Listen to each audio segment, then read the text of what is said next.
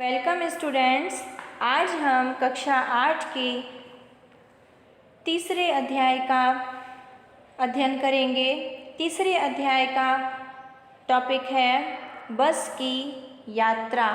Okay, इस अध्याय में आपको एक जर्जर बस की कहानी बताई गई है, जिसमें कि लेखक और उसके कुछ दोस्त यात्रा कर रहे हैं और इस पूरे अध्याय में जो प्रशासन की कमियां हैं उन्हें बताई गई है, लेकिन हास्यपूर्ण तरीके से, यानी कि हंसी मजाक के हिसाब से यह चैप्टर पूरा लिखा गया है।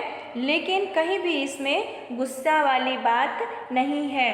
लेखक सभी बात प्रशासन को कह रहे हैं, लेकिन एक हास्यपूर्ण भाव में। तो आइए हम इस चैप्टर का अध्ययन करते हैं। हम 5 मित्रों ने तय किया कि शाम 4 बजे की बस से चलें। पन्ना से इसी कंपनी की बस सतना के लिए घंटे भर बाद मिल जाती है, जो जबलपुर की ट्रेन मिला देती हैं। लेखक जो हैं वो 5 मित्र एक साथ हैं। उन्होंने एक तय किया, प्रोग्राम बनाया कि शाम 4 बजे जो बस है उससे चलते हैं, जो कि पन्ना से सतना के लिए है और वहाँ से हमें जबलपुर के लिए भी ट्रेन मिल जाएगी। सुबह घर पहुँचेंगे इसका मतलब है कि रात भर जो है उनकी यात्रा होगी। हम में से 2 को सुबह काम पर हाजिर होना था, यानी कि जो 5 मित्र थे उसमें से 2 को सुबह ड्यूटी भी जाना था, इसलिए वापसी का यही रास्ता अपनाना जरूरी था। इसलिए इस बस के अलावा दूसरा कोई उनके पास ऑप्शन नहीं था। लोगों ने सलाह दी कि समझदार आदमी इस शाम वाली बस से सफ़र नहीं करते। क्या रास्ते में डाकू मिलते हैं? नहीं, बस डाकिन है। जो लोग थे वहाँ पे, उन्होंने एडवाइस दिया कि जो समझदार इंसान होगा वो इस बस से सफ़र कभी नहीं करेगा। तो किसी ने पूछा, क्या रास्ते में डाकू मिलते हैं? तो नहीं, वो फिर जवाब देता है, नहीं, डाकू तो नहीं मिलते, लेकिन बस डाकिन है, यानी कि बस जो है वो डाकिन है, यानी कि परेशान करने वाली है। फिर देखिए, बस की हालत आप लोग देख रहे हैं, बहुत ही बुरे हाल में है इसकी कंडीशन। अब देखिए, बस को देखा तो श्रद्धा उमड़ पड़ी। जब बस आई तो सबने जब देखा तो उनको उनके ऊपर दया आ गई। खूब वयोवृद्ध थी, यानी कि बस जो है वो बहुत ही बूढ़ी थी। सदियों के अनुभव के निशान लिए हुए थी, मतलब कि वो बहुत ही यात्राएं कर चुकी थी। बूढ़ी से यहाँ मतलब ये है कि बस की जो हालत है वो बहुत ही जर्जर थी। लोग इसलिए इससे सफ़र नहीं करना चाहते कि वृद्धावस्था में इसे कष्ट होगा। लोग जो है इससे सफ़र इसलिए नहीं करना चाहते थे कि ये इतनी मतलब बुरे हालत में है कि कहीं भी कोई भी हादसा हो सकता है। यह बस पूजा के योग्य थी। इसका मतलब ये है कि ये बस जो है अब चलने वाली नहीं थी।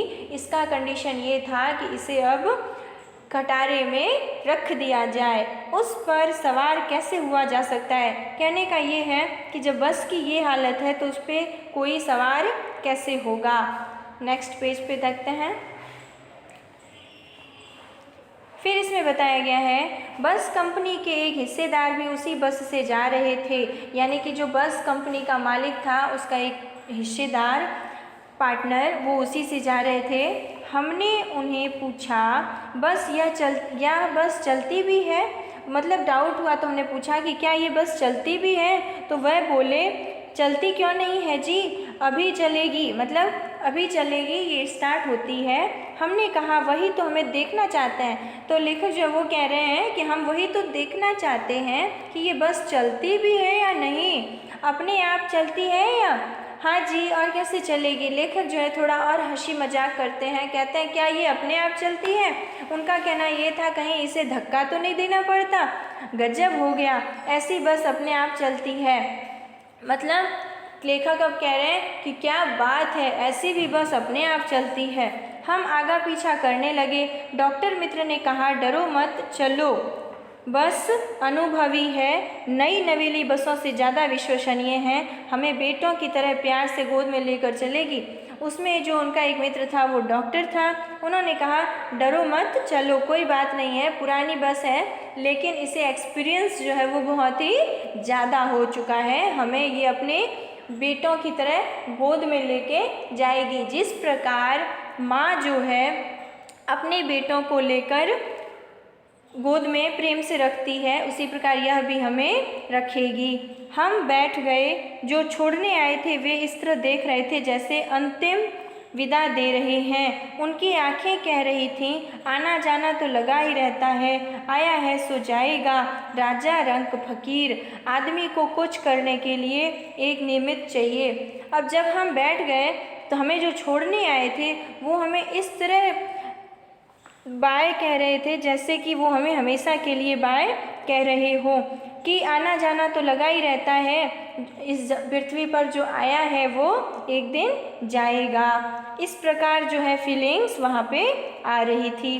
फिर है इंजन सचमुच स्टार्ट हो गया। थोड़ी देर में इंजन स्टार्ट हो गई गाड़ी की, ऐसा जैसे सारी बस ही इंजन है और हम इंजन के भीतर बैठे हैं। अंदर बैठे हुए लोगों को ऐसा लग रहा था कि हम बस में नहीं किसी इंजन में ही बैठे हैं, क्योंकि उस बस की हालत इतनी ख़राब थी, जर्जर थी कि वो पूरा ही वाइब्रेट कर रही थी। इसलिए सबको लग रहा था कि हम कहाँ बैठे हैं। कांच बहुत कम बचे थे, मतलब जो खिड़कियों में कांच लगे हुए थे वे भी बहुत कम थे, यानी टूट गए थे। जो बचे थे उनसे हमें बचना था, यानी कि जो खिड़कियों में कांच बची हुई थी, लेखक कह रहा है कि उनसे हमें बचना था ताकि हमें कहीं चोट ना लग जाए। हम फौरन खिड़की से दूर सरक गए, मतलब खिड़की से हम दूर हो गए, हमें डर लग गया कि कहीं हमें चोट ना लग जाए। इंजन चल रहा था, गाड़ी स्टार्ट हो गई थी, हमें लग रहा था कि हमारी सीट के नीचे इंजन है। लेखक ये कह रहे हैं कि हमें ऐसा प्रतीत हो रहा था कि हम नीचे जस्ट सीट जो है हमारी उसके नीचे ही इंजन लगा हुआ है, वो इतनी वाइब्रेट कर रही थी। अब देखिए नेक्स्ट पेज पे 15 नंबर पेज है। बस सचमुच चल पड़ी और हमें लगा कि यह गांधी जी के असहयोग और सविनय अवज्ञा आंदोलनों के वक्त अवश्य जवान रही होगी। उसे ट्रेनिंग मिल चुकी थी, हर हिस्से दूसरे से असहयोग कर रहा था। यानी कि इस पर एक और बात यह कही गई है लेखक द्वारा कि हमें ये लग रहा था कि जो एक आंदोलन चलाया था महात्मा गांधी ने, असहयोग आंदोलन, वो इस बस ने देखा है और इसने ट्रेनिंग ली है, तभी तो बस की जो पुर्जे हैं वो एक दूसरे से मतलब असहयोग कर रहे थे, मतलब कोई भी किसी को कोऑपरेट नहीं कर रहा था, सब अपनी अपनी हालत में गंभीर थे। पूरी बस सविनय अवज्ञा आंदोलन के दौर से गुजर रही थी। सीट का बॉडी से असहयोग चल रहा था, यानी कि सीट की जो बॉडी है, सीट जो है वो बॉडी के साथ मूवमेंट कर रही थी, मतलब वो भी टूटी हुई थी। कभी लगता सीट बॉडी को छोड़कर आगे निकल गई है, कभी लगता कि सीट को छोड़कर बॉडी आगे भागी जा रही है। 8-10 मील चलने पर सारे भेदभाव मिट गए। यह समझ में नहीं आता था कि सीट पर हम बैठे हैं या सीट हम पर बैठी है। मतलब गाड़ी की हालत इतनी ख़राब थी कि बॉडी के साथ में जैसे ही ब्रेक लेती थी बस, तो बॉडी के साथ में सीट भी अप डाउन हो रही थी। तो लेखक सबको ये समझ ही नहीं आ रहा था कि वो कहाँ बैठे हैं, सीट उनके ऊपर है या वो सीट के ऊपर है। एकाएक बस रुक गई, एकाएक बस रुकी। मालूम हुआ कि पेट्रोल की टंकी में छेद हो गया है। ड्राइवर ने बाल्टी में पेट्रोल निकालकर उसे बगल में रखा और नली डालकर इंजन में भेजने लगा। अब मैं उम्मीद कर रहा था कि थोड़ी देर बाद बस कंपनी के हिस्सेदार इंजन को निकालकर गोद में रख लेंगे और उसे नली से पेट्रोल पिलाएंगे, जैसे माँ बच्चे के मुंह में दूध की शीशी लगाती है। बस की कंडीशन इतनी ख़राब थी कि जब पेट्रोल की टंकी में छेद हो गया तो ड्राइवर जो है वो पाइप से उसको पानी देने लगा, तेल देने लगा। तो लेखक जब ये देखता है तब वो ये सोचता है कि अब इस बस की ऐसी हालत है कि इसे जिस प्रकार मुंह जो माँ है वो मुंह में कैसे बच्चों के मुंह में बोतल की दूध वाली बोतल की शीशी लगाती है, उसी प्रकार इसको भी पेट्रोल देना होगा। बस की रफ्तार अब 15-20 मील हो गई। थी। मुझे उनके कभी हिस्से पर भरोसा नहीं था, मुझे उनके किसी भी हिस्से पर भरोसा नहीं था। ब्रेक फेल हो सकता है, स्टीयरिंग टूट सकती है, प्रकृति के दृश्य बहुत लुभावने थे। यानी जो लेखक है वो कह रहे हैं कि मुझे बस के एक भी पुर्जे पे भरोसा नहीं था, वो कुछ भी हो सकता था। दोनों तरफ हरे भरे पेड़ थे, यानी जो बस चल रही थी उन सड़क के दोनों तरफ हरे भरे पेड़ थे जिन पर पक्षी बैठे थे। मैं हर पेड़ को अपना दुश्मन समझ रहा था। वो लेखक जो है वो हर पेड़ को अपना दुश्मन समझ रहा था। दुश्मन क्यों समझ रहा था? देखिए, जो भी पेड़ आता डर लगता कि इससे बस टकराएगी, वह निकल जाता तो दूसरे पेड़ का इंतजार करता। झील दिखती रहती तो सोचता कि इसमें बस गोता लगा जाएगी। यानी कि जब बड़े बड़े पेड़ आते तो वो बस से टकराते और लेखक को ये लगता कि अब तो बस गई, मतलब अब हमारा जो है लास्ट डे आ चुका है। जब झील दिखती यानी बड़ी बड़ी नदियाँ दिखती तो वो ये सोचता कि अगर बस थोड़ा सा भी इधर उधर हुई तो बस जो है सीधा वो झील के अंदर और हमारा जो है राम राम सत्य हो जाएगा। एकाएक फिर बस रुकी, फिर थोड़ी देर बाद चलने के बाद बस जो है वो रुक जाती है। ठीक है, फिर ड्राइवर ने तरह तरह की तरकीबें की पर वह चली नहीं। ड्राइवर जो है वो बहुत सी प्रयास कर रहा था लेकिन बस नहीं चली। सविनय अवज्ञा आंदोलन शुरू हो गया था। कंपनी के हिस्सेदार कह रहे थे बस तो फर्स्ट क्लास है जी, यह तो इत्तेफाक की बात है। जो पार्टनर था बस का, मालिक का, वो कह रहा था बस तो फर्स्ट क्लास है, यानी बस में कोई दिक्कत नहीं है, ये तो इत्तेफाक है, यानी कि ये तो एक इंसिडेंट है जो कि बस की आज ये हालत हो रही है। क्षीण चांदनी में वृक्षों की छाया के नीचे वह बस बड़ी दयनीय लग रही थी। मतलब कि पेड़ों के नीचे जो है बस को खड़ा किया तो वहाँ पे वो बहुत ही दयनीय लग रही थी, यानी कि उस पर दया आ रहा था। लगता जैसे कोई वृद्धा थक कर बैठ गई हो। ऐसा प्रतीत हो रहा था कि कोई बूढ़ी औरत छाया में बैठ गई है, वो भी बहुत ज़्यादा थकान की वजह से। हमें ग्लानि हो रही थी कि बेचारी पर लदकर हम चले आ रहे हैं।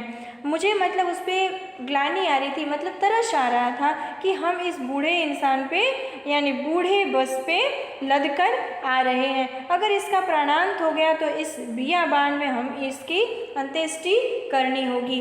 अब ये कह रहा है लेखक कि इस बीच अगर ये बस जो है वो मर जाती है यानी कि अंत हो जाती है तो इसकी अंत्येष्टि यानी जो इसका लास्ट अंतिम संस्कार है वो भी हमें करनी पड़ेगी। नेक्स्ट पेज देखिए 16 नंबर।